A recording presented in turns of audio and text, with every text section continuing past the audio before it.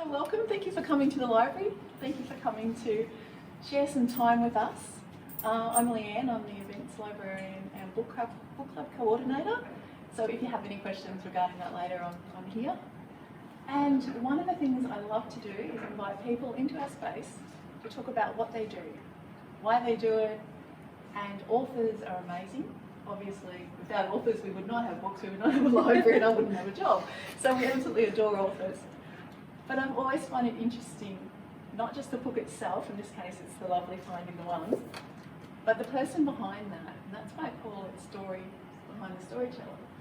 Because the person behind the book, the person that's written it, and how they get to this gorgeous thing I'm holding in my hand, they don't just appear. There's so much work that goes into them. So firstly, I'd like to acknowledge the traditional custodians of this land on which I work and live, and recognise the Birrapai people and their continuing connection to land, water and community. I pay respect to elders past, present and emerging. So Rachel, thank you for sharing your time and story with us tonight. Thank you for joining us. Rachel is the author of the recently released Finding the One, which now has a beautiful new cover. So this is vintage, double the cost. But this is also the cover of the audio over on the side over there. So I'll just read a little about you. Are you just relaxing? Rachel is a spiritual teacher and author born in Western Sydney, Australia. Rachel describes her upbringing as tumultuous and a smorgasbord of emotions. Motivated by her challenging childhood, she went on to complete a science degree. During this time, a move to the mountains ignited her passion for the natural environment. When Rachel began working for a large company in her field of expertise, she came to realise that she was not feeling joy in her life and that something had to change. She decided to embrace her meditation and yoga practice and made changes in her life that were more in alignment with her true values. She sought employment that enabled her to spend more time connecting with nature and the outdoors. Her time spent in the mountains helped to hasten her spiritual awakening, and she found comfort in the warm embrace of Mother Nature. The untimely death of her mother further cemented Rachel's decision to seek meaning beyond the daily grind of full-time work and prompted a move to the coast. Rachel has always felt a pull towards the ocean, and in 2011 she moved to the scenic north coast of New South Wales and took up surfing. She hasn't looked back. For Rachel, spending time in nature and in the ocean has been key to her spiritual well-being. During her time on the coast, she met her soulmate Charlie.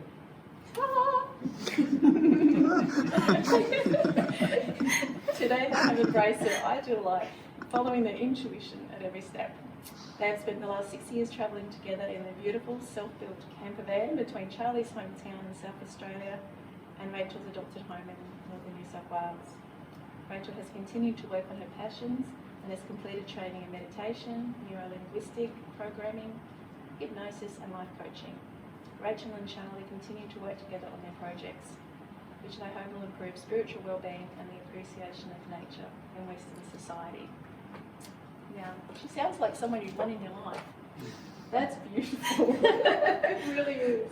I think that was written by Charlie. Did you know that? I think I did, yeah. We'll have to book you up for a sequel author visit. That's lovely. But I think about the authors are things that are difficult to write for yourself. Yes. It is. It's helpful to have somebody else to write your bio. Definitely. And then you can get the red pen out. Just Yeah, that's exactly how that went. The red crayon. We were talking just before this, and one of the things I said to Rachel, a science degree.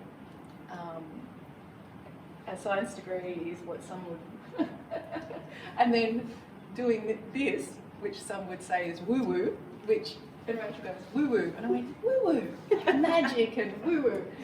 A science degree is so practical. So why did you go science initially? It's funny, I went to a careers advisor. I was studying, I wanted to be a midwife a long time ago. I was really excited about that, and you couldn't do a midwifery degree in those days, so I had to do nursing, which I didn't love. And so a little while into that, I went to the careers advisor and we did all of the natural aptitude testing, and my result turned up. No, it didn't make anything any clearer. So I had a natural aptitude for science and creative.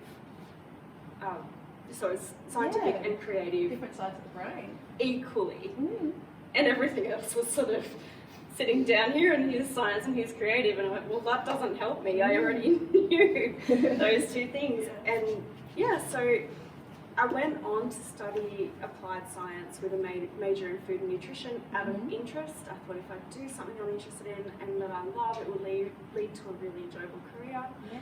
I was wrong. But I loved my degree. I passed with really good grades, and yeah, so that's why science. It was just something I was interested in. Because there's so many different streams of it too. It's not. I love it. I actually started, and I wrote about this today in my new book, but I started becoming interested in quantum physics because I did a physics class, and I became interested in quantum physics, and I really enjoyed how that then moved into that creative space, as well as explaining things through the scientific method. So, because it's seen as such a dry subject.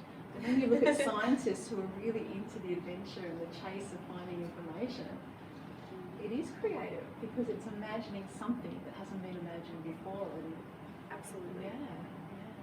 It's interesting how the training, how the education paths change too. Like, there's birthing doulas now. There's so many different ways to go about that midwifery, isn't there? Well, I probably would have become a midwife had it been easily and readily available to me at that time. That's what I would have done, and I'm really happy it wasn't available because it led me on a completely different path. Definitely. So Western Australia, Western Sydney, where you grew up, a long way from the surf. Yes.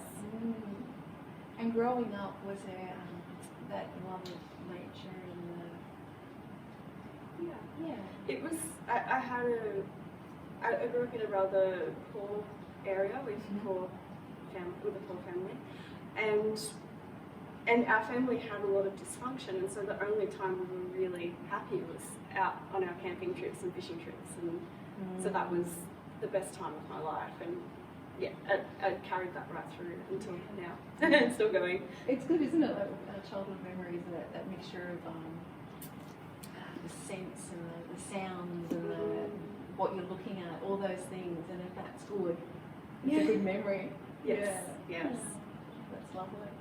And then you moved to the mountains?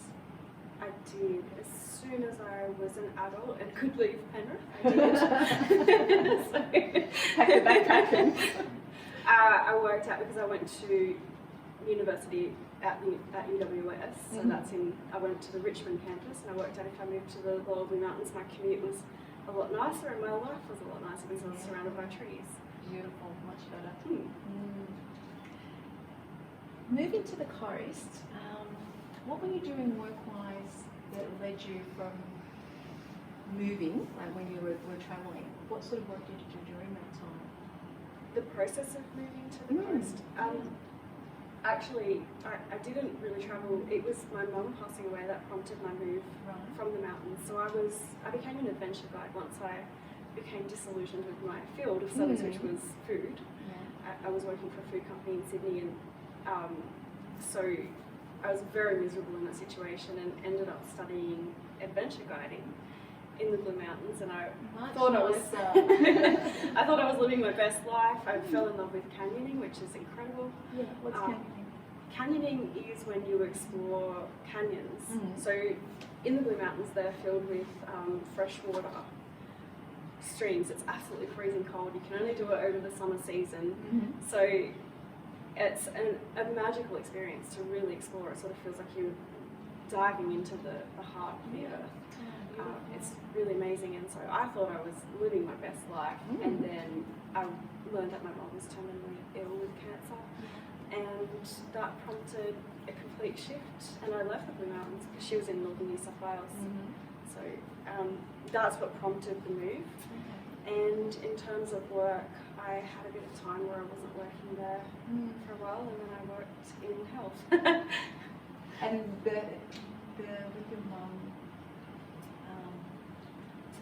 was were you looking for natural therapies? Were you looking for something else apart from the science that could help her? Was there a... No. No. She was very much, she was 46 years old when she passed away. Oh, she was so young. I know. And she was amazing. She was willing and ready to accept her new journey. Yeah. And it was quite remarkable, really. We did think there was a chance of saving her at one point because she had ocular melanoma that metastasized. But prior to us becoming aware of that, she had her eye removed. So we thought she might have made it through. And no, I think she was really ready to accept her fate, and it was beautiful for her. She said to us all, "I'm fine. I've just got to deal with a little bit of pain you have to deal with losing me." Yes, that's so true. It's often easier for the person going through it than the person watching the person go through it, I find. Yeah, for us letting go of that tie, especially tie to mum. I don't think that's something that a lot of people, especially if they're close to their mothers, I think that's something that never goes away. There's always something missing, I've noticed. Yes. Meditation, yoga, that's part of your daily practice? Not so much yoga. I mean, yes, in the true sense of yoga, yes, that is my daily practice. Breathing and stretching. What do they call it? I think it's is it union or yoga? Anyway, it's that constant bringing yourself back into a state of oneness and meditation. So yes, that is definitely a part of my daily experience. I don't necessarily sit down every day and close my eyes in a cross-legged position. I do that when I feel it's necessary. So if I notice that things have become a little bit out of balance, it's an excellent tool. There were times in my life where I threw myself into my yoga practice every morning, every night. I basically became a modern day yogi, just renunciate. And that's what I had to do to cope with my job when I was working in the city. That's what I had to do. I had to become a modern day monk. It's incredible, isn't it? I remember I was working part-time in a role that wasn't helping me at all.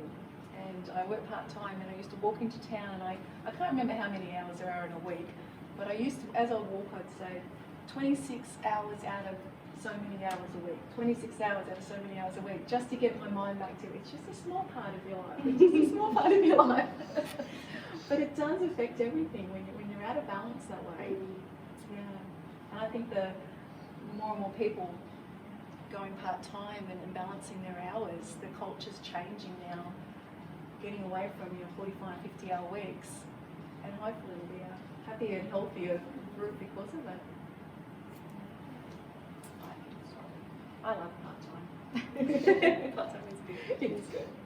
So what made you consolidate all your experiences and the way you were living into a written form? Did you write a journal initially, or? I've been journaling since I was a teenager. Yeah.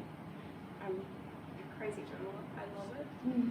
So, yes. Are we talking just this book? So was there something before the one? Oh, I've been writing books for years in my mind, and to actually give birth to something is really extraordinary, the way that came about. I almost feel like I was removed from the process. Okay. As in it just happened. Yeah.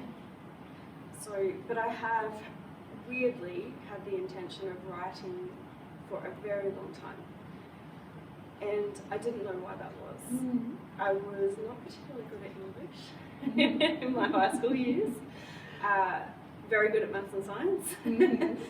But it wasn't until I went to university and I discovered that I was actually getting really good marks for my writing. Because it's different writing style, isn't it? It's more critical thinking and not just a comprehension test giving the teacher what they want, but taking your mind to other places and grabbing in other people's ideas. It's a totally different way, isn't it? Yes, and I did love in terms of scientific writing, I loved the creativity that was involved in that, especially when you got the opportunity to look at scientific data and offer up new insights or ideas. And that's what got me particularly excited, and that was when I realised that I can do this. I can actually write with original ideas and concepts. So yeah, this particular book I was thinking about it for a while, Yeah. in the sense that I really struggled with my romantic life. I didn't have examples of healthy relationships. Yeah. You do what you know, or And I was looking for a book. And in those days, because I had a premonition when I was 18, about 18, that I would meet this person, this soulmate. And prior to that, I wasn't really sure about soulmate relationships. Is it really a thing? I don't really know. But I met him and it was the most beautiful, blissful, sensual dream I've ever had. It was powerful. The memory of it is more vivid than what I had for breakfast that day. I don't know. And so the dream haunted me. was it like an excitement, anticipation, or was it more a why am I thinking this? It was a deep and peaceful knowing. Oh, I like that. Yeah. And that didn't last. Hold on to that as long as you can. It lasted for a few hours. Yeah. But I still had the memory. Not necessarily the feeling of it. And so my dating life, I actually had a boyfriend at the time, and I stayed with him for a couple of years. And then even though he wasn't the dream. he wasn't the boy from the 2 dream. years. And so after 2 years, it was time for the relationship to end, and I went out in search of this relationship. By the time I was 20, I was going to be married and have kids, and No. and so I did struggle. Yeah. Because I was, where is he? Why did I have that dream? It was a cruel taunt. And I struggled, and I looked for a book, and I threw myself into my yoga and meditation practice, and I was always hoping for spirituality being applied to the subject of romance, and it never, I couldn't find it. No. No, it isn't really, is it? No. And so I basically wrote the book that I wanted to read. I like that. That is really good. And it's amazing how often you hear that in healing and non-fiction. That someone comes up with it and say, well, why hasn't anyone ever not only thought about it, but then followed through on their thoughts? When I was reading through, the chapters are beautiful. It's really, it flows really well. And it's not just in finding one. So I'm glad you did. But the different things for yourself, you're having to get to know yourself and love yourself and appreciate yourself and be aware of yourself. And that's all those things that we don't do enough. That negative critical voice in our heads that will tell us we can't do something, or we shouldn't do something, or we should know better than that. It's really hard to get rid of that voice, isn't it? How do you get rid of yours? I don't. You listen? I do listen to it, actually, and when you do that, when you bring awareness to that voice, when you listen to it, it actually lessens its power over you. Okay. So when you can observe that and not react to it and understand, and this is a thing that I've learned recently, is that a lot of, if you could maybe pretend that everything within you is trying to serve you in some way and look for the positive purpose that it is attempting to serve for you, you will usually find that those parts, they become your friends. So that critical voice is trying to serve a purpose. And if you ignore it, it will just go, no. Until you listen. Is that what you feel? Exactly. Yeah. Yeah, it will get louder and louder and louder because it just wants to be heard. And so with some of the coaching that we do, you can sort of look at that and find out what's the highest purpose that this thing is trying to do for me? What's it trying to achieve? And when you do that, usually it doesn't have to be there anymore. You can ask it to serve you, but in another way. So you can invite that part of you, or that critical voice, to still serve you, but to do so working with you. With you, not against you. Yeah. There was a bit in I put the chapter 11. Does anyone else do that? They jump in and out of chapters? I do. And the practice appreciation. Did you want to do a little reading? Is there some area that you'd like to? I mean, I like chapter 11, but you can do whatever you want. Do you want me to read chapter 11? All of it? As much as you like. Hey, maybe not. Appreciation's a big topic in this. Beautiful. I really loved it because it seemed to, it spoke to me. Oh, yeah. Practicing appreciation is far more powerful than I can ever express in words. But apparently I'm going to try. That's what I'm doing. This is Rachel. But before we address the practice of appreciation, I would like to make sure you're aware that you want everything you want because you believe that the having of that thing will make you happy. Well, yes, having things can make you happy, but you can also be happy when you have very little. Alternatively, having things can make you unhappy. This is because sometimes, once you have possession of something, there may be a tendency to worry about losing it or to become concerned about protecting it. A brand new car is a perfect example. I'm sure you've seen it before. When a shiny and expensive vehicle is acquired, and the owner will then proceed to panic every time somebody comes close to it. They obsess over it and have to park it only in certain places or only next to other shiny and new cars. If a friend looks as though they may spill something on the brand new leather seats, the owner of the vehicle will appear to be anything but emotionally balanced. Depending on the owner of the vehicle, it may appear that the acquisition of this dream car is more of a burden and a source of stress than a source of joy. This is where becoming established in your happiness prior to acquiring your dreams can be really helpful. And yes, you can be happy prior to receiving the relationship of your dreams. Do you really want to meet somebody when you are feeling miserable or incomplete? Do you want to place all of your hopes, dreams and expectations upon them, only to realize that they are going to die one day, or maybe fall out of love with you and leave you? Then spend the rest of your time together worrying about when or if the aforementioned might happen. When I was reading that bit, I remember I had a friend who had more money than me, had more possessions, had the bigger house. And she came round to visit one day. Our girls were best friends. And we had this gorgeous old cottage in an older part of Port Macquarie that she deemed not a nice part of Port Macquarie. And the living area was towards the back of the house. And she made us sit in my room on my bed so she could look out the window and watch her car, because she was convinced the naughty pig in the street would scratch her.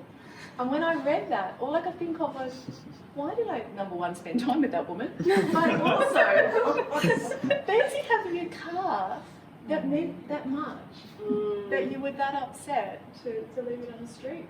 It was incredible. So it's amazing how when you read something and you feel it, you think, oh my gosh, someone else thinks that. I love that. Yeah. And a sense of appreciation. So when you're saying you're not just looking for the one, but appreciating that you are worthy of the one. That's what I got from that chapter too. Yeah, appreciating what you have. You know, I mean, I feel like we're very privileged in the West.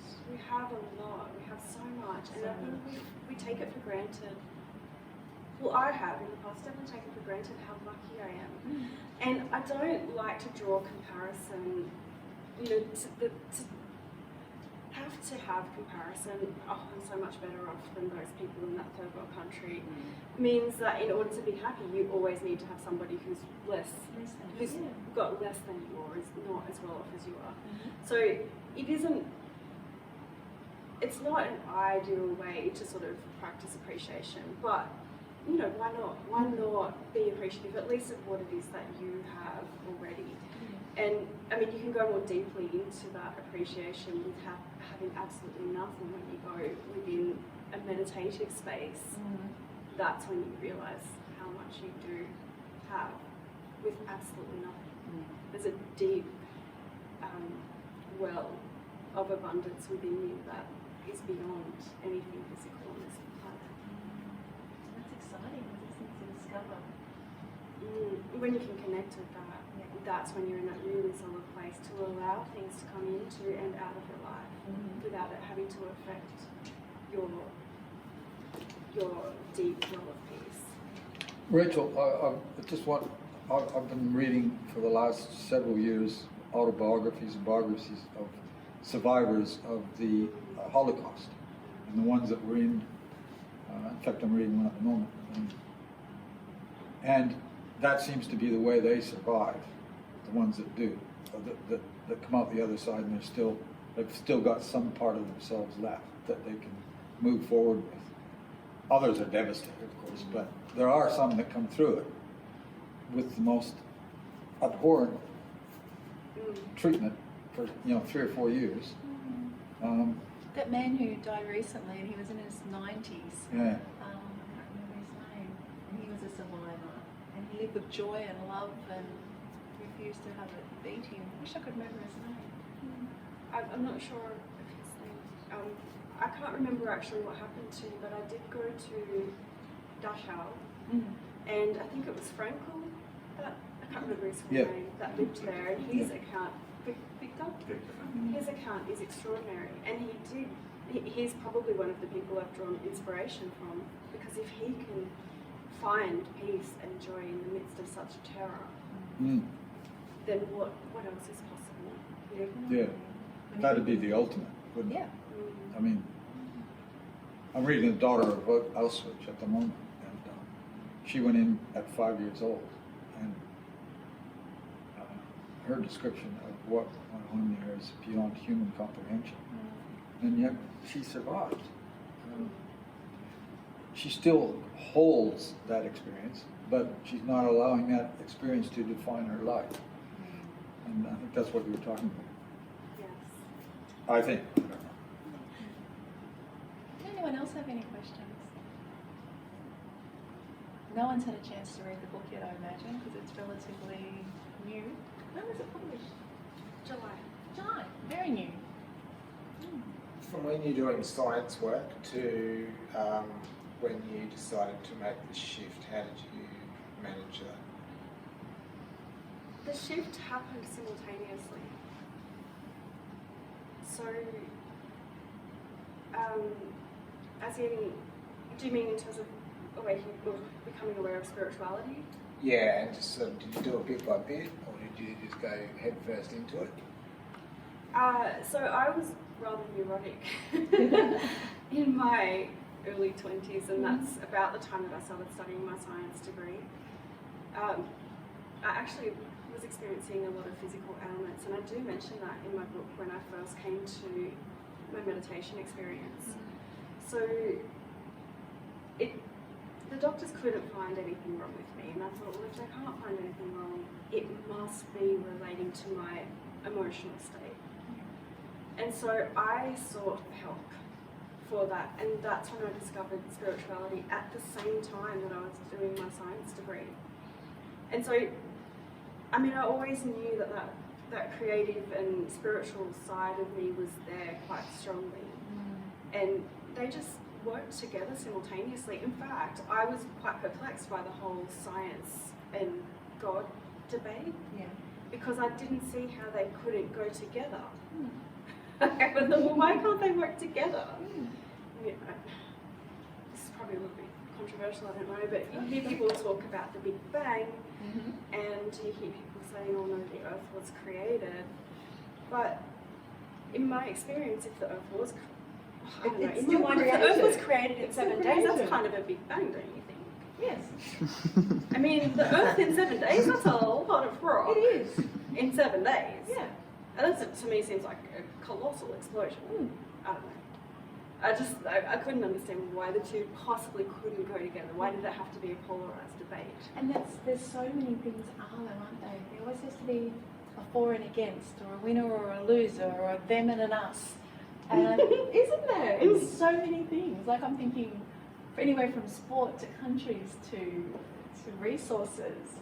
It's always But this Aristotle, who was the father of modern science, or science in general, was quite happy with the compatibility of recognizing that there was a first cause, and that first cause was God, and St. Thomas Aquinas, who was an Aristotelian, continued that concept which established Catholicism, really, or Christianity. So, scientists can be even Einstein. There's plenty of quotes where he recognized that there has to be something else other than just absolutism, which science propounds to put forward as there's nothing absolute. That's what I learned in my science journey. After a while, when you first go to university, you think you know everything. Yeah.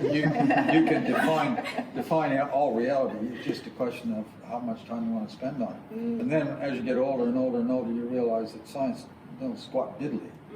That there's a lot more to this universe than we'll ever know, probably. And Aristotle and St. Thomas Aquinas were quite happy with that, because it only showed to emphasize the witness of God. But again, you can't prove it in absolute terms. And I think you've just perfectly described my transition from science to spirituality. You read the works of those incredible people, and from there you think, well, they thought that too. Yeah, well, Yeah. I had trouble understanding a lot of Einstein's work, but he was obviously inspired, clearly. Yeah. Yeah. When you're writing, oh sorry. So, is it like that kind of like in quantum physics sort of starts to like push into that territory? I don't know much about it, but it sounds interesting. Like, Yeah, I definitely feel that it does begin to push into spirituality. I like if we can't explain that with science. I think it's great if we can't ever explain or come up with an equation for everything. I love that. Yeah. I love that it's unfathomable, because you start to, you move into a different sphere of consciousness, really, as you start to explore this. And I think that science is, in my experience, it's more of a physical measure of things, but you start to move into the metaphysical here. So, And so long as your mind is open to discovery, because if something can be explained yes. and captured, it can be commodified, it can be sold, and it has control and power. So long as your mind is open to so many things, no one owns those thoughts, no one owns that information you find. And that's wonderful. We don't want everything to be able to be on a shelf that you buy pre-packaged, pre-thought. We want to discover things, don't we? Yeah. So when you say this book, Finding the One, did you publish that yourself? Or did you? Because the publishing journey I find always so interesting, because there's so much beautiful writing, but to actually put it in a book form, it's its own sort of magic, really, isn't it? Yes. The publishing process was enormous. I can't believe I'm doing it again. You're just diving back in. Just diving back in. I said to Charlie today, I'm like, oh, here we go again. Because I actually opened up my folder with the new book, and I went, oh, I don't even remember writing those chapters. There's chapters sitting there. I have no recollection of writing. So I had to read an edit of those to make the new process easier, because I've learnt a thing or two. And honestly, the writing process for me, easy, love it. There were benefits to me being a talker, so that worked out really well. But then when it came to bringing it all together, editing and self-publishing, I think Charlie's been instrumental in that process as well. And I didn't really, I knew I was writing this book, I had a feeling about it, I knew I would write it one day, but I didn't want to write it until I had proof that it works.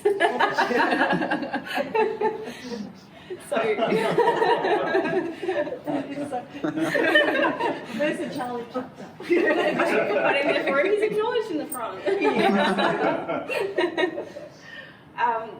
So yeah, I actually could feel myself holding off. I could feel this book trying to be born, and I could feel myself holding off until I was like, yeah, okay, we're good to go now, we've got the green light. And then it just came really I guess, effortlessly and in a very joyous manner. And I was really excited about bringing this to people who are looking for this information. And then, the publishing process itself, that's huge. I don't know if anyone's... Do we have any writers in the group?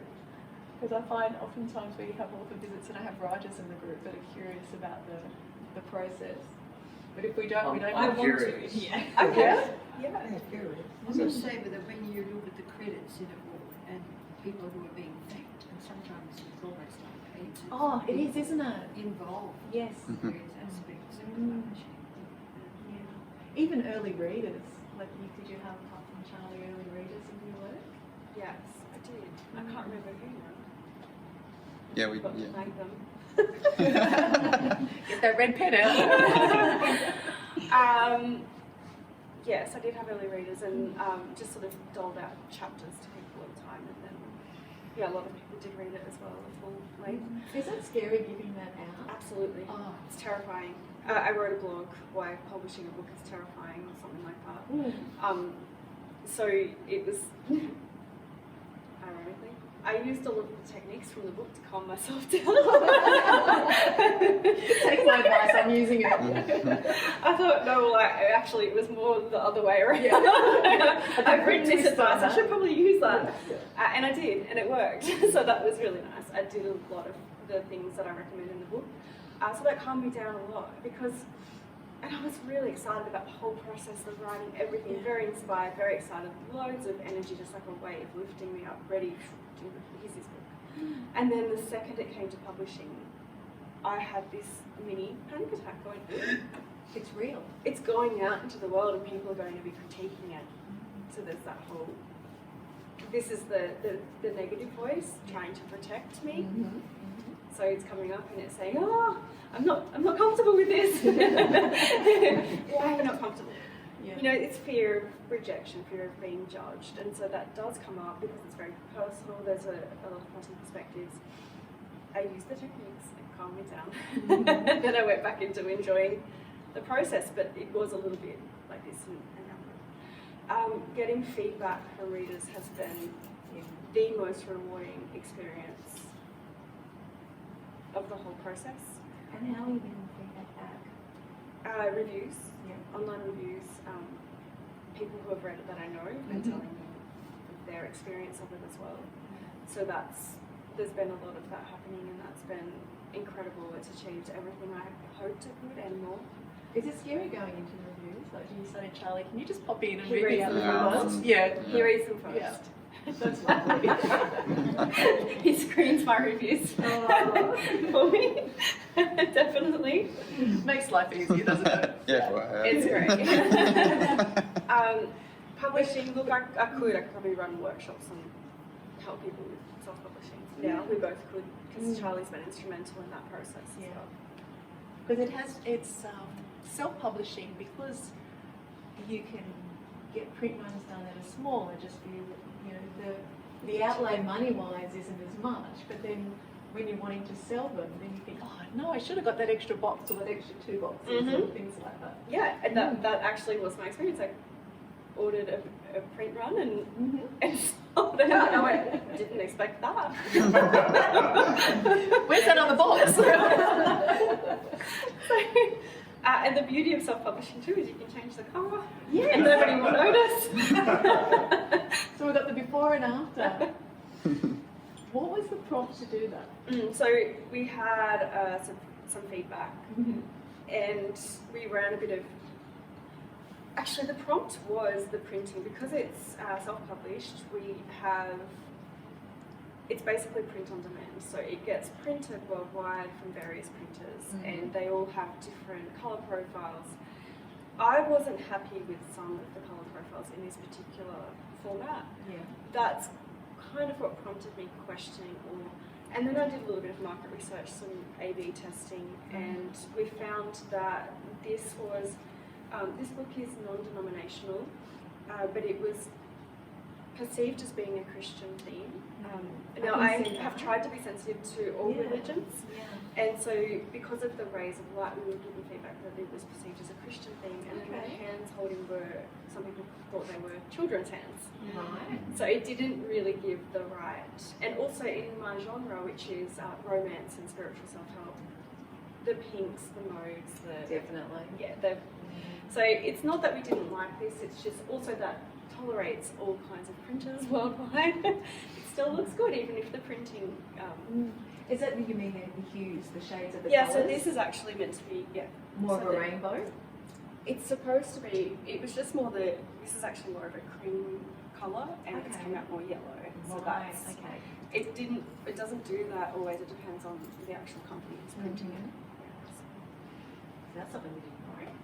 No, and so this is a lot of trial and error in terms of self-publishing. There's those things, getting your cover design happening and profiles and graphics done. I mean, Charlie was the master when it came to all of that.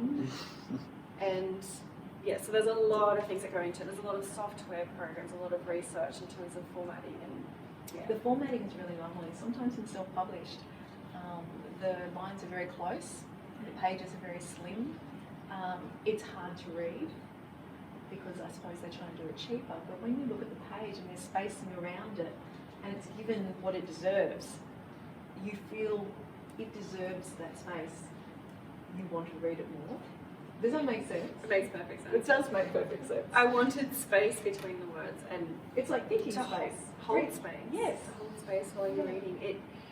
This is not about expressing, creative writing prowess. Because I wanted to get wordy at times. I'm like, no. This is about communicating concepts, and it needs to be easy to read. It needs to have flow. It needs to be interesting and engaging. Yeah. And everything about that process, and including the formatting, was about helping that book to be engaging, to be easy to read, to convey the concepts in a way that is clear and concise. And when you're conveying spiritual concepts, that's quite a challenge. It is, isn't it? But it's the fact that it is a spiritual concept means that the person's going to put their own experiences and their own thoughts into it. And if there's too many words, there's no room to do that. No, there are some errors in here. No. So that's been another part of the process. Is editing is extremely, let's say, long-winded trial process. So if you're doing the self-printing on demand, do they allow you to do changes to your work? As many changes as I like. For a fee. For a That's probably how they sell it to you. You can do it every like for a fee. Yeah. I can make as many changes as I like, and that is the beauty of being self-published. We can actually roll this out to people, get feedback, including grammatical errors, misused words. So it's a challenge to all of you to hunt for those words. We get that in the library. It's amazing how many times people get their pen out. Oh. Have you seen yourself when you're reading a book and you can just imagine the righteous way to change it, and then you go, but you changed it wrong. It's so funny, and they would have felt so good when they did it. Rachel, you would have read a lot of authors and thought about that and formed your own ideas. Now, when it comes to writing, you have to be very careful about copyright and referring to all the people whose ideas you might have used. I think that would be kind of a pretty difficult area to acknowledge if you need to. I mean, everyone reads things every day and they form their ideas for you. But how much you have to work? What are the With a lot of concepts, and yes, you're right that today in the information age, that has changed a little bit in the sense that concepts, I mean, somebody could take concepts from this and write their own version of it, and that's okay. They can't plagiarize it word for word, but they can take the concepts and ideas and share them. And you're right, when I was writing this, I have read a lot of spiritual self-help. It's my favourite genre. I still adore it. When I was writing this, however, I deliberately steered clear of other authors in my genre because I didn't want their work to influence my own original ideas.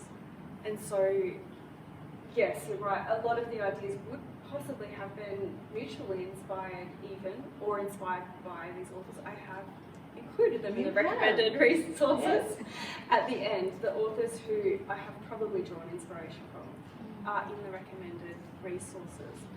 And I have been compared to some of them in my writing, but I tried to keep my own vocabulary, my own understanding, use illustrations as examples from my own life, because it's another way of looking at, I mean, one of my favourite authors, Eckhart Tolle, talks about, I think it was him who talks about religion and how they are essentially describing the same thing. Controversial to say that. Yeah. And in a way, a lot of spiritual self-help books will be describing similar concepts but in different ways. And it will reach different audiences and appeal to them in different ways as well. Rachel, what is the essence of your book in terms of how you feel your book is different from the other books on the similar topics? I guess do you personally believe you made a breakthrough in some aspect that was different from the rest of the genre in that? Yeah, that's interesting. In that area. In my genre, which is the romance, mate-seeking, spiritual, so it gets narrower again. The only way that and I read reviews after I finished writing. I looked at reviews of some popular books in that genre, and the only difference that I could see with my book was that it was practical wisdom, as opposed to offering up. I know that some of those genres were referred to in terms of manifesting. A lot of them were airy-fairy. Was the reviews and the feedback that those authors were getting. So, could you give an example of the contrast between what you feel you were offering and what they weren't? So a lot of those books were offering up rituals and positive manifestation techniques such as affirmations, but without actually addressing the mechanism by how those things work. So they weren't looking at. So I've actually added more of a scientific method to that without calling it that. I've given a scientific method as to an explanation as to why these things work. So, for example, manifestation, and I was explaining this earlier, that manifestation is often perceived as being something, I say it, therefore it is, or I can create the world around me that I want to see. I look at it from a different perspective with my neuro-linguistic programming background and the positive psychology background, which we studied in our life coaching course, is that the human mind, in terms of manifestation, the human mind, the brain, is able to take in phenomenal amounts of information. And we need to filter that. Because if we don't, we would go crazy. If we were to observe everything around us right now, the sound of the air conditioning, the flickering of the fluorescent lights, the sound of the traffic outside, the vibration that you can feel through the air conditioning system, so many things. There's so much other. There's words around us, and your brain will subconsciously pick up on these words in a phenomenal way. You might even find a word pop into your head later and you don't know where it came from. Probably came from one of these books here. It's amazing what your brain can attend to without your conscious awareness. And so this is where you can tie this in with manifestation. You have to filter that information. Your beliefs, your past experiences, your feelings, everything will shape what information you attend to. It will change your timing. It will change the opportunities that you hold on to. It will change the decisions that you make. So if you've got a whole bunch of negative beliefs that are underneath the surface that you're not attending to, they can potentially be influencing the types of experiences that you attend to in your physical reality. So when you can actually look at that, bring awareness to it, do some practices, simple ones, to begin to shift slowly, gradually walk your way through to beliefs that serve you, you will begin to have a different experience. Not because you're, wielding a magic wand and shifting the world around you. It's because you're changing the way that you perceive the world and interact with it. So an example, if you were to walk into a room and think, no one likes me, I don't know why I'm here, why did I even bother coming, I'm going to leave as soon as I can, you're not going to enjoy yourself, you're not going to have any meaningful conversations. But if you walk in and think, who will I meet, what will I discover, what will I hear, that's the idea you mean. Like, you can't change who you're going to bump into, but if you go in with a certain feeling, you attract that feeling back. Yeah, you may miss cues, you may miss people who are open to you and giving you that warmth. You might actually not attend to those people, and you may approach a different person and get shut down by them instead. Yeah, self-fulfilling prophecy. Yes. Yeah, exactly. Yeah. And that's just the tip of the iceberg. One of the things when you mentioned, Charles, about what makes you different, your voice, you're talking from a younger woman, from a female point of view, but not a female that's like in her 40s or 50s. Like, I'm thinking, I don't know, Glennon Doyle, Elizabeth Gilbert. There's a lot of women. We're talking about older women looking back, but you're younger, living through. It's a different voice. It's a different platform, I guess. It's interesting that you say that. I think it was Elizabeth Gilbert. No, Ariel Ford. So one of her books is in my genre, Spiritual Self-Help, Mate Seeking. And that was one of the criticisms, was that she was this person who's living this privileged high life amongst these elite individuals. And that's all good and well for her, but there were young people reading her book saying, but what about me?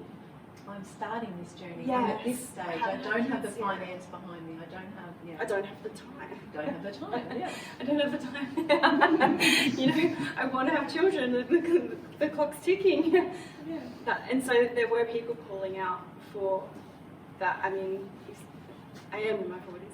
But okay, the second book's going to be on the secrets of that. Oh, new chapter.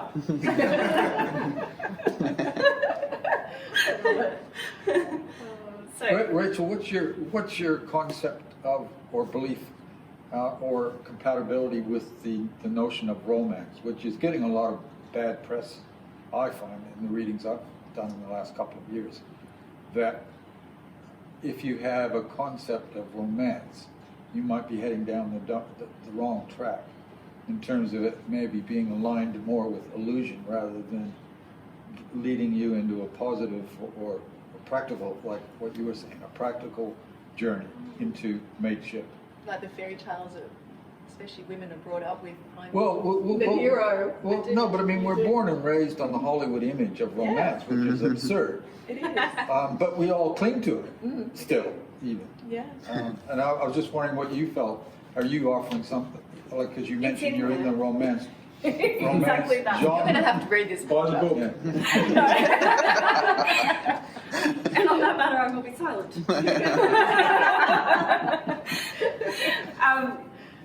You make a very valid point. We're sold on this whole Hollywood romance. I love that the rom-coms, you're just looking at this time span, you're like, wow, they met. Yeah, like 90 minutes. I mean, it can happen that fast when you get that feeling, Yeah. But it was this, in terms of romance, I am of the belief, and this is a personal belief, that you can't ever get it wrong.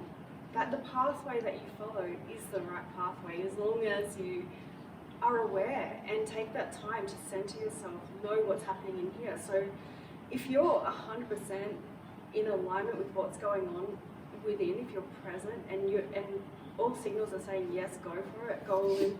I find the saying, be careful, really weird when it comes to romance. Be careful. Oh, okay, I'll only half like this person. I'll kind of switch off my emotions then. Yeah. Protect your heart. Yeah. They say be careful, protect your heart. I'm all for being brave, and I understand not everyone's comfortable with this.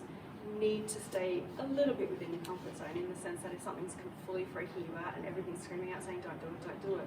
But if everything's screaming yes, go for this romance, I do believe you can make mistakes. I believe difficult, challenging circumstances can happen, but you will have the resources that you need to work through them. And that every experience that I've had, because I did have a lot of experiences between The starting- dream and the one. Yeah. So I was looking for my one until I was 34 years old, from the age of 18. And so that's a lot of dating. Yeah. And I had a lot of experiences that were unpleasant, but I don't regret any of them. And I did follow my heart at every turn. And I wish I had embraced that more.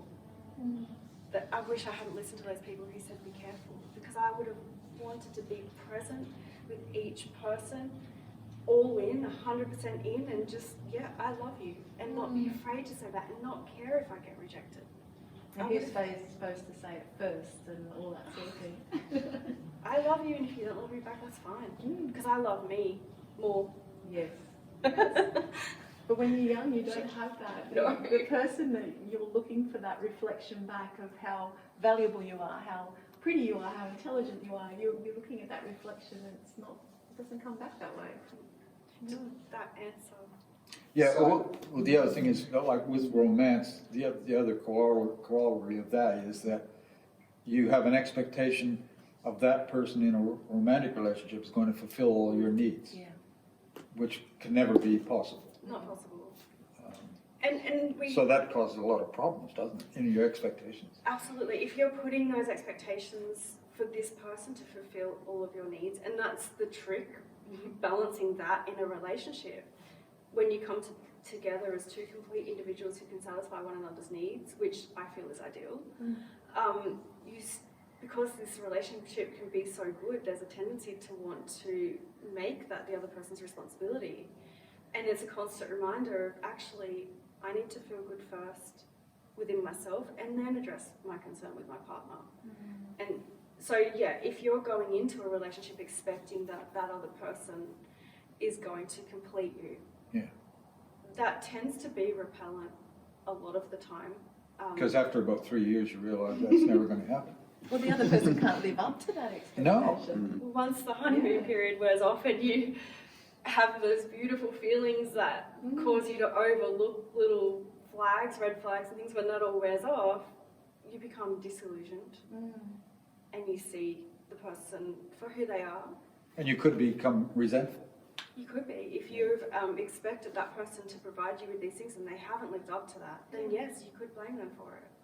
And so I guess if that's that concept of romance where you're expecting the other one to complete you, it could work if both of you were to have an awakening at some point in the relationship where you realise, hey, I've been putting this onto you and this is actually my responsibility. Let's attend to what's in here within each of us and regroup. That relationship could then be rekindled. Yeah. But if it's probably unlikely, you know, You both have to get there at the same time. you Yeah. both have to be willing, and some people do that. So They do. Mm. Yeah. They go off to marriage counselling or... So in saying that, no offence, but how much of the relationship do you put on you versus on your partner? Like, do you, Are you sort of asking about in terms of working together? yeah, to be your best individual self? Yeah, so I put 100% on me. Yeah. Having said that, there are needs that we do each have, and we're a team. Yeah. So we do sometimes need to talk to one another and say, you know, I don't want to blame you, but when you do that thing, I don't like really it. annoys me. It really annoys me. Or I know there's nothing you can do about that and I have to deal with it, but just know that this is what I'm going through, you know. Yeah, I'm not really glaring at you, but I am sort of glaring at you. Yeah, I mean, you're a team. Yeah. You know, when you come together as two complete individuals, you do need to balance that 100% if you're... So I would recommend in a relationship that when you do have those experiences of being unbalanced, become balanced and then address it with your partner. And then you're coming from a spot where you're in that moment, as opposed to all the other conflicting things that are running around in your body and your mind, and you don't know what you want to say, but they're expected to understand what you're trying to say. Yeah. And we have our little altercations at times, and I think both of us understand that this person's just having a moment. We don't always have good days at the same time, but sometimes we do have bad days at the same time. Yes, that's right. And I know, I recognise now when he's tired. And there's these little things he recognises when I'm hungry. So there's these little things. Have a nap, have something to eat. Oh, wouldn't it be good if that was so easy? And then he goes to you, here, have some orange. You're like, I'm not hungry. Just a little bit. And then you have some orange. You're like, oh, I was hungry. Yeah, I'm feeling better now. But it's so true, isn't it? Because when you're concentrating on something, I hold my breath when I'm concentrating. Some people don't eat, or you might have a glass of water there, so you feel like you're drinking water, but you realise you haven't been drinking a glass of water. Yeah, we get caught up in what we're doing. So it's definitely 100% on yourself, but you're a team. You work together. I hope that. Yeah. Now, you're talking about another book that you're in the process of writing, editing at the moment. Yeah. Which direction are you going in? This is spiritual self-help, so not romance related. Yeah. It is. Look, I'm really excited. I have no idea how to speak about it yet. Because it's all still moving It's around. all bubbling and boiling, and that's exciting. light bulbs are coming, and it's just. Yeah, it is really exciting. I'm actually really excited about it. Forgot to eat. I get carried away. You get caught up in what you're trying to get down. Yeah. Did drink a cup of tea without even realising it, which is very disappointing because I like to enjoy my cups of tea. I looked down, there's an empty cup of tea. And you can't remember having it. Don't remember I would have that. enjoyed that last sip more if I knew it was my last sip. Yeah. Don't even recall drinking it, so yeah. And is it hard talking about this current book when that other one is bubbling away? Do you find... Yes, it has your been. mind's really focused on Yeah, this, it's actually been really hard to talk about this book ever since having birthed the book, and it really does feel like that. It feels like it was birthed. Ever since that, I actually became quite disconnected from it in a sense that it's going out into the world and doing its thing. And I felt quite divorced from the book. And I thought, how am I going to talk about it? Yeah, because you've done everything you could to make it ready, and then it's up to... Off you go. Off you go. Yeah. It has been hard talking about it. Not hard. Hard's not the right word, but it's been tricky to kind of find the words. I find with fiction authors, because when they're in with all those characters in the book, they're so part of them, and then when they're writing their next book, and oftentimes they're to the editing stage of that, they have trouble remembering the characters from the other one, or what the dynamics of the relationship were, because they're with this new family now. They've forgotten the old family, the old community, whatever it is. Yeah, I could definitely see that being an issue. I can't remember if I wrote it in that book or that one, or was it a blog? Or And there's so many different ways now to put out your work. There's a lot of content out there, but there's so many different ways to absorb that. I love podcasts. I listen to a lot of podcasts, and there's some wonderful ones. Sometimes I find there's not, especially in this area, there's not enough Australian voices. And I get so excited when I hear an Australian voice telling me, nothing against Americans, but the American voice somehow can be a little bit jarring, especially in this genre. Have you thought about that, the podcasting, and who would you approach? I have thought about podcasting. I have no idea who to approach. And I have definitely thought about the accent thing as well. Because it's a voice we relate to. It's an Australian voice. Yeah, well, I've had a lot of feedback. So in the past, I've recorded a lot of hypnosis meditation tracks, and the feedback I get is that it's so nice to listen to an Australian accent. Yeah. And in the audiobook, I've had that feedback as well. Yeah, it's exciting about the audiobook too, because we have an Imaginarium, and it's a recording studio, and it was done through a state grant. And we were so excited when it went in. That's why it's called the Imaginarium, because it was like what would you do if you had this money? We didn't think we'd get it, and we did.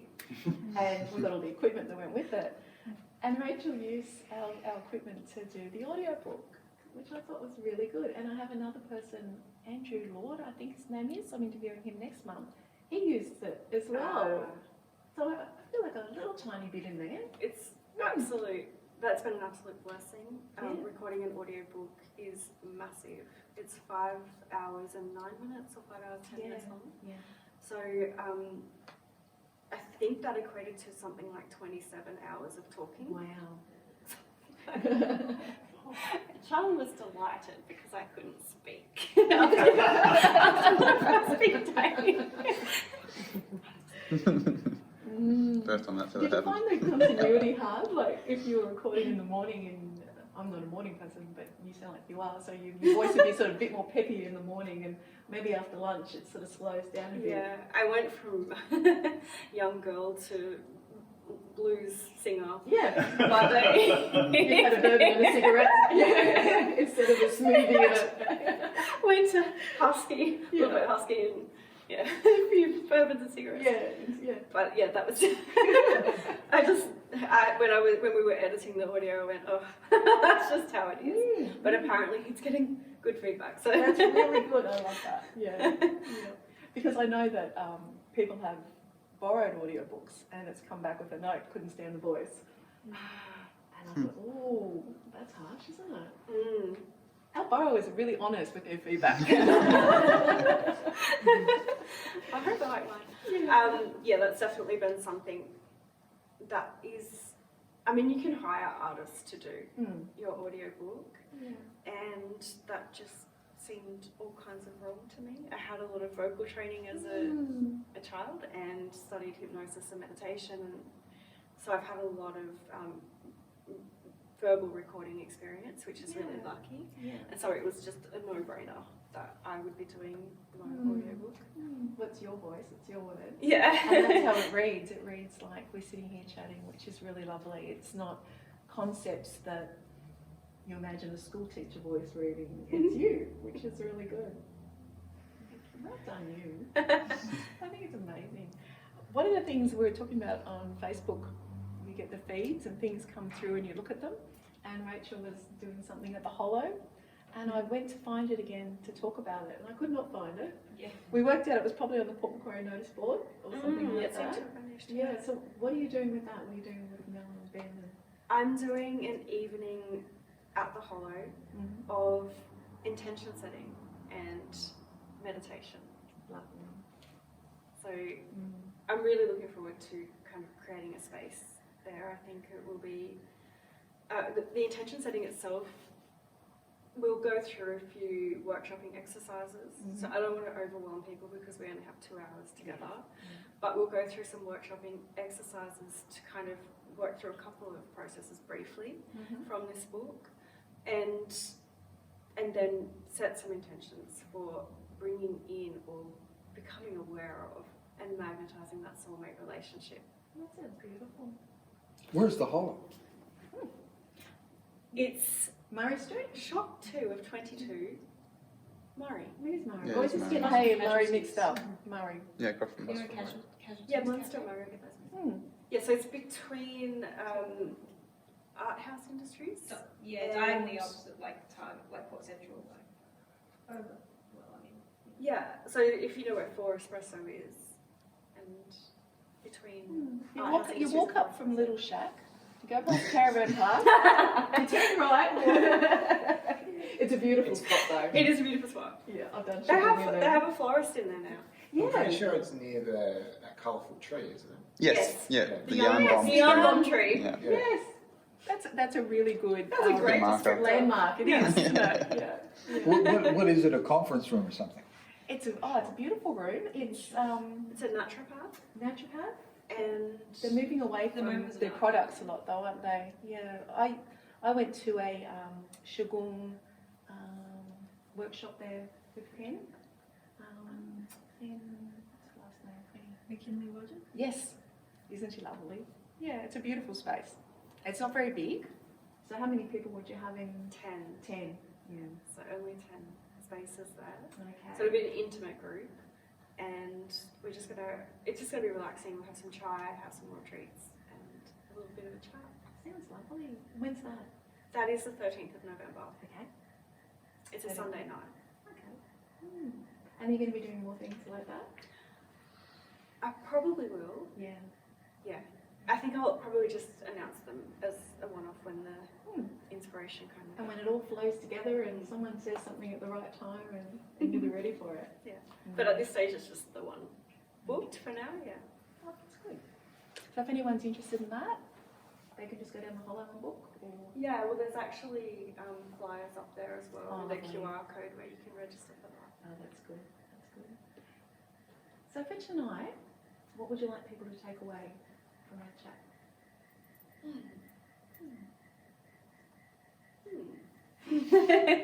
What would people like to take away from the chat?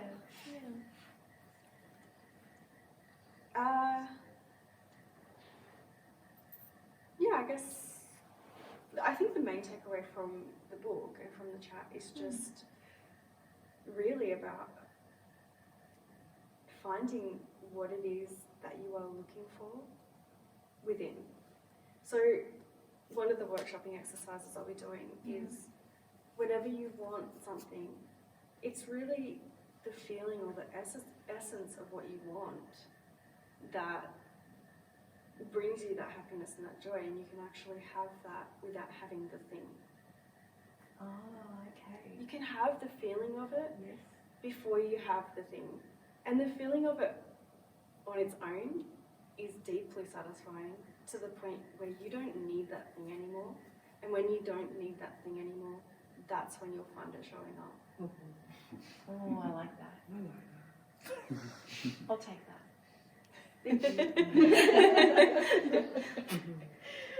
Did anyone else have anything they'd like to say before we... I just love hearing about your story because it kind of makes it feel like, oh, anything's possible. Yes. And I also love that everyone has their own perspective on things. That's probably why there's so many books on one genre, because you might hear the same thing 100 times and then 101 it's like, oh, I get that, because you've written it in words that I relate to. Because I, for some reason, have an aversion to the word spirituality and God, and it instantly sets up, alert. But I love that science and spirituality, if I can ever come up with another word for it, work together to tell the whole picture. The unknown and the known, you know. So maybe my book would be about The unknown and the known. Well, they're both highly conceptual, aren't they? They're completely conceptual.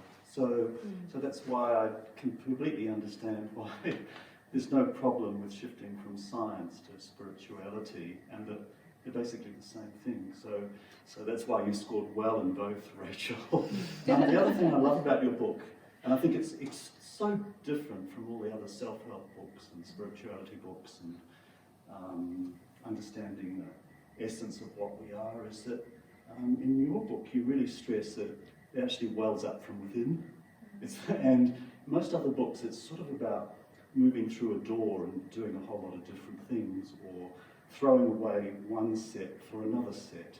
This sort of diametric argument of sort of casting everything off and being like a pilgrim or a hermit or something like that. I think that's where your book is quite different. The other thing I noticed in it is it isn't diametric or one thing against another. It's actually a lot of your concepts are multi-layered or multifactorial, almost triangular. You'll mention a love of life, love of yourself. I think that really comes first because that's where it all wells from, but then an understanding of a love of life, and then you can love others. I mean, you can't really love others effectively without those other two first, especially the first one, which you do stress, which is it actually comes from within. We don't have to feel bad about ourselves or have that worry about that little voice that says, which has a reason, but it's actually all there within us that we just have to go searching for it or seeking it or meditating to it. And that's what I found different about your book, and I really, really enjoyed it. That's a good review. You write that down, Chris. We have it on. Yeah, true. Well, that's I lovely. think it's the most adult book I've read of that genre. Oh, Ah, Whoa, thank you. that's good. my final word. I love that. That's so true. But I know after chatting to you, just that reminder, I will listen to my voice differently. Mhm. The critical voice is more, that's something I will take away and try. Okay. Yeah, I'm interested. Mm. I'm interested to know Yeah. what your experience with that is. Mm. No, I think that's important. Because it is there for a reason. Mm. And we can't ignore things because they just keep hammering and knocking. I mean, whenever I have listened to that voice, it is, I think we tend to avoid it Oh, yeah. because we're afraid of what it's going to bring up for us. We don't want to feel that feeling. I think naturally you kind of, and this is a good thing, humans tend to want to go towards things that feel good. Yeah. So there's a tendency there to avoid anything that doesn't feel so good. So if you ignore that, Oh, my goodness. I kept this with me in case I couldn't see the time. Is it that we're No, afraid no, to you face see the the clock. truth, want your truth? I think, I'm not entirely sure. The word truth is interesting in the sense that, and this goes into my new book, which is where you have perceptions of reality. And so what is true, what is truth, something that's true for you now might not be true for you in 2 years' time. Or the truth about you, I mean, of who you are, and where The you're truth going. of who you are. Well, I think the truth of who you are, and this is the thing, we might perceive this voice as being a little bit scary, and so we tend to avoid it. My experience is that when you do get to the truth of who you are, it is not scary at all. Sometimes you sit and you acknowledge that voice and you go, oh my gosh, what was I worried about? My experience with addressing that voice and attending to its desires that it has for you or what it's trying to achieve for you, things like protection, safety, protection, maybe it's trying to alert you to something. So usually what I find when I sit with that voice is that it's more beautiful and more loving than I could have ever imagined. And that's when you realize this part is trying to work for me. We're trying to achieve the same thing, only we're going about it in different ways. It might be a fearful fragment that has fractured. I don't like to think of us as being multiple parts. It can be a bit frightening, but they are those little voices, and it could be this fearful little part that has fractured at some point in time. And it's actually trying to achieve the same thing that you are, it just doesn't realise it. So my experience with that is that it's actually, when you do experience that truth, it's always beautiful, it's always loving, it's always filled with peace, it's always filled with knowing. Absolute. That sounds good. See, the truth of you could be that you're a 5-year-old back in when you were in an orphanage through no fault of your own, and you've never been able to face that truth and about that's who you are. You're locked in that 5-year-old. You know, I'm just giving that as some sort of a truth that somebody at some stage will have to face, as to that's the essence of who you are. You're a 5-year-old living in an orphanage, not knowing why you were there, and through no fault of your own. That could be your truth. I mean, this is what I'm talking about, that you have to face that. And when you face that, I mean, you could go through your whole life and that fragment of who you are will never be faced because it's too fearful. Does that make sense? Or It does, and it does happen to people. People will pass away, and maybe not ever without faced. having ever Without ever having Yeah. faced an aspect of themselves, and they will probably realise that upon re-emergence into non-physical. Maybe that wasn't like what they wanted to experience. Maybe they wanted a different experience. Some people really want to be like delving into certain things, whereas some people prefer to be a bit more. There is nothing that is lost through that, through living that life as that frightened 5-year-old orphan. There is a unique existence that is created through being that person and through never having faced that fear. And, there is. Yeah, and that's okay. if that person never faces that, because it's still a part of who they are and the way that they interact with the world. It's Absolutely, yeah. their unique experience, and this is my new book. Each person's unique experience is contributing, and this is a belief. Again, you don't have to take this on, but every person's unique experience is an aspect of the divine and an enormous contribution to the evolution of consciousness. No matter what you are, no matter who you are, no matter what you are living, you are absolutely adored in every single aspect of your being. As you are. And so, even if you don't apply anything from any of the spiritual texts, even if you do fumble your way through life, even if you do have these aspects of yourself that go unacknowledged Or unresolved. or unresolved, it's okay, because what you are living is unique and your contribution is enormous, just as you are. It takes such a pressure off, doesn't it? Because there's no regrets then. That's beautiful. Thank you. Thank you for coming. Thank you for sharing your story with us. Thank you for using our space. The Port Macquarie Library is part of your story, which is beautiful. Yes. And I really look forward to welcoming you back when number 2 is ready. Excellent. Yeah, and sharing that time again. It's been really good.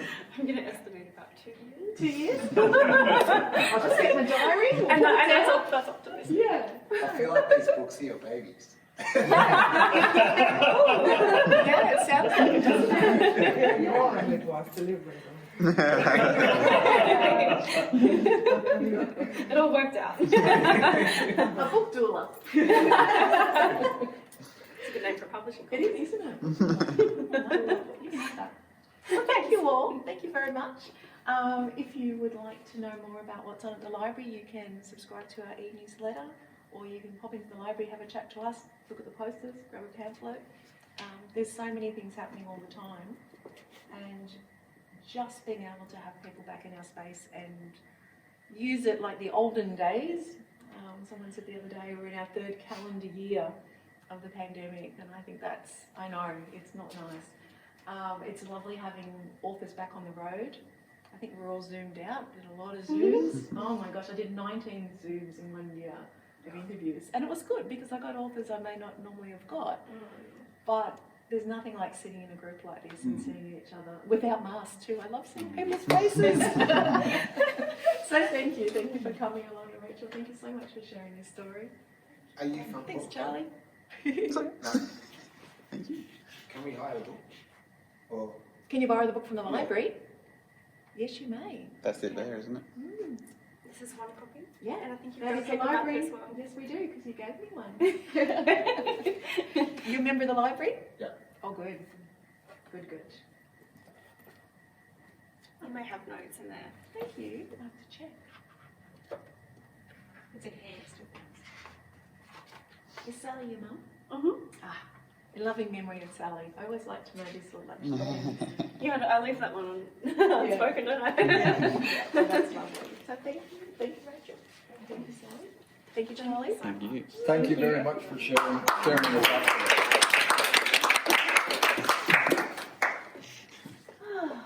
What a lovely time.